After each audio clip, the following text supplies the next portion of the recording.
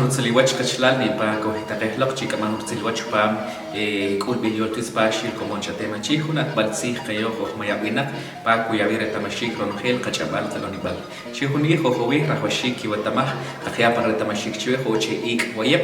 Oye, parejo y pa cuyavir tamashik kushtbal natbal ke qatit qamam shkia kanu khob y reyo qohtyushine kohkamonik ni pa shuya lo la y shola la mam shke man qaqilo che khunabi kukisu chakupatan y ke arereh kamal be arere shoka huach y cholbal ih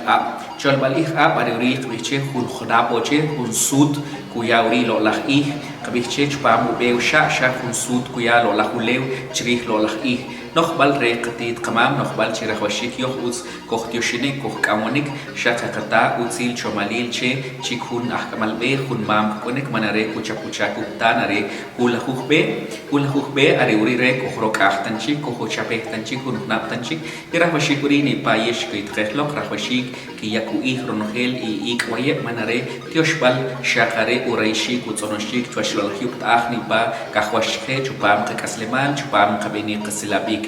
Reciba un cordial saludo de la Comunidad Lingüística Chi de la Academia de Lenguas Mayas de Guatemala. Estamos en el mes sagrado del calendario Ab. Es el mes del Wayeb. Es un mes que tiene 5 días para agradecer, para comprender la dimensión del universo, así como hicieron nuestras abuelas y abuelos, que el mes Wayeb es de agradecer, de reflexionar, de pedir por la vida, de pedir por la comunidad, por nuestros pueblos y por nuestras organizaciones comunitarias. Wayeb es un mes para pedir lo que necesitamos en nuestra vida, lo que queremos lograr en este nuevo ciclo que empieza. El cargador Lajuj Kiej 10 Kiej es el que termina su mandato, es el que termina su energía, y a partir del día Julajuj B, que es el día domingo, inicia el mandato, inicia el trabajo del cargador B. Es un mes y es un año, pues B es un